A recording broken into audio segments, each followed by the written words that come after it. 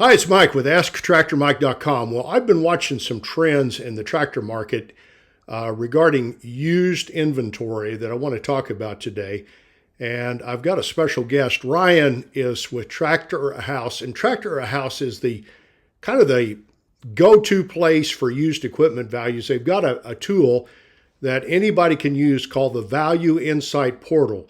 And if you've ever looked for a used car and you've used Edmunds.com or Kelley Blue Book, it's kind of the same type of thing. And Ryan is with us today. And Ryan, tell us a little bit about what the Value Insight Portal is, and then we've got data coming off of it that tells us kind of where tractor values are going. We want to get into that too. So tell us a little bit about what you do with the Value Insight Portal. Yeah, thanks, Mike. Appreciate that. As Mike said, I am the manager of Tractor House. Value Insight Portal is an evaluation tool that we came out with. Essentially, all the data that we have on Tractor House and Auction Time and our subsidiary trade sites, collect all that data, and then give free access to go in there and do an evaluation on your assets. So the benefit there is we have access to over $145 billion worth of data that we're cleaning annually. So we're able to spit out real-time values on your assets. And week over week, as the market changes, certain fluctuations, that data will automatically update on your assets. To kind of clarify just a little bit, your company is where dealers advertise their inventory. And this Value Insight Portal, if I'm looking to buy a tractor and I want to see what the auction value of it is, which is basically what a dealer would put into it, minus repairs and stuff like that, I can do that. And then I can look at what retail value is. And you compile all that information together, and it kind of tells us about where trends are going in pricing. And I have a good friend that was telling me the other day, and I don't get out as much as I probably should, but he travels quite a bit. And he says, have you noticed what inventory is doing with some of these tractors? And he said, especially small tractors. He said, dealers are packed to the gills with trade-ins. And I didn't know that. And then I read an interview that you did with Farm Equipment Magazine that said the same thing. And that all impacts where the value of tractors is going. What if you're shopping for a tractor, what you're going to pay. So tell us what the numbers are telling us right now. And let's start with smaller tractors. Yeah, 100%. You hit the nail on the head with inventory levels at historic highs. Back in January of 2024, so last year, for used equipment market, 40 horsepower or less tractors, we were sitting at 6,300 assets on Tractor House. That is within the U.S., and that is used assets only. As of today, we are at 4,600, but which is still sitting at historic highs. So, I know there's a lot of market factors out there, but, common sense with simple supply and demand, that inventory out there has had an extreme effect on asking values and auction values year over year. So we are still seeing those decline month by month. This all kind of relates back to the COVID mess that happened and what occurred there, don't you think? 100%. I mean, back in 2020, 2021, when there was scarcity of that kind of inventory. Again, going back to supply and demand, the auctions were bringing a premium, and you couldn't hold any inventory, on the lot. Now that production is caught up in 22, 23, we're seeing those one-year trades starting to flood onto Tractor House. And that's had a substantial impact in, what we're seeing for those values month over month and year over year. I'm going to guess that there were a few people in COVID that bought a tractor that was not really what they wanted, but what they could get. And I would suspect at some point we're going to see at least a percentage of the market come back because it was the wrong size for what they needed. Yeah, 100%. And there's a lot of those guys too. If you're stuck at home and bored, you got some repairs or stuff to do around the yard outside, it's a nice time to buy a tractor. And, those guys aren't putting a lot of hours on those year over year. So when times are tight, that's usually the first thing to go. And that's a lot of that inventory we're seeing coming back on a Tractor House. You track auction values related to retail values. Tell us about what those numbers are saying to you right now about where we're going with retail pricing. Yeah, that's a great question. One big factor that we look at in our monthly market reports, it's called an equipment value index. That is the difference between the asking value and the auction value. It's kind of our formula of month over month values. And it's not just auction time. We look at all auctions out there where we can get the data from. And then as well as Tractor House retail results. So we track that difference to see, what is this specific asset bringing on a retail sale versus an auction. And right now we're at historic highs for that. So there's a 47% gap between that retail and auction value right now. That tells you, it sounds like that their tractors are bringing less at auction and selling for higher at retail, or asking prices Yes. are higher at retail. And that can't continue. Am I right on that? 100% correct. We're starting to see that, auctions lead the way as far as tomorrow's pricing.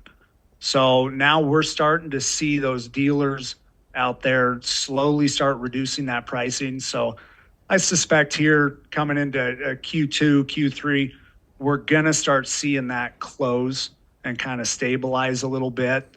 I don't see a huge drop off in inventory, but I also don't see a huge increase back in inventory based on AEM production counts. So if I'm a buyer right now, I probably feel pretty good about my ability to negotiate a good price and about how much leverage I've got. Am I right on that? 100%. You're in a good spot by the amount of inventory. You got a lot of different opportunities, different selections out there. And it is nice to see that some of that retail pricing is coming down. Do you track the age of the inventory? Is there a lot of late model, or is it mostly older? What is there a mix there? We do. So we actually put those into different buckets: 0 to 5 year, 5 to 10, 10 to 15. Right now, we're seeing a lot of that 0 to 5 year age gap hitting the site. So, that's even the 300 plus horsepower tractor categories. It's all 22, 23, 24 year models. Wow. Well, that kind of leads into my next question. Most of my viewers are small tractor owners, but I also have a few folks that maybe they bought a compact tractor and now they want to put up hay and they want a mid-range, or they just follow this channel because we tend to talk a lot about tractor trends. What's the rest of the market look like, the above 40 horse range? We're kind of coming back into stabilization mode. We've got so much inventory that we're still trying to chew through. And the OEMs did realize that production has, combed back. So it's just in correction mode right now. The one spot that I still do have a concern that we need to work through is we are seeing the 300 plus horsepower market, the row crop market. That inventory is up almost 30% year over year. And we're talking $400,000, $500,000 assets. So, that is a pain point that everyone has to, take a hard look at on their pricing, even month over month. I guess the good news is if you're a buyer and no trade, you're in the driver's seat. If you've got a trade, then you kind of get caught in that. The new one is going to be less, but they're going to put less money in your trade as well. Am I right on that? 100%. So what do you think the window is for a buyer's market in the tractor world? If I'm looking for a tractor, how long have I got to find what I want and get my deal made before?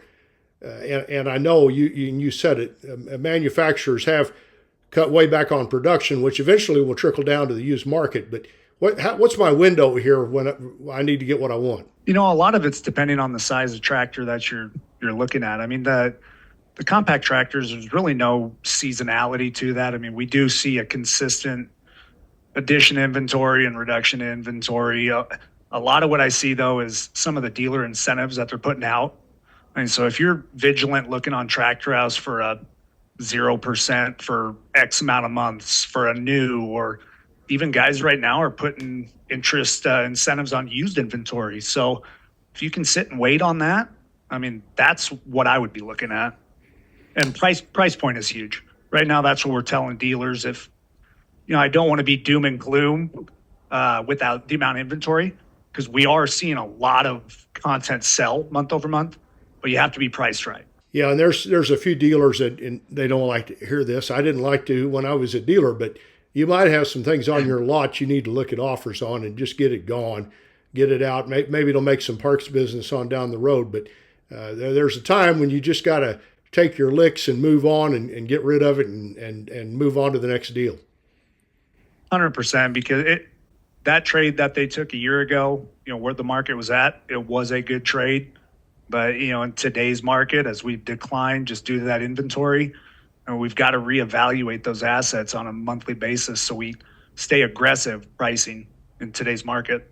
Ryan, is there anything else in your latest report, and the report that you're talking about, just came out this week.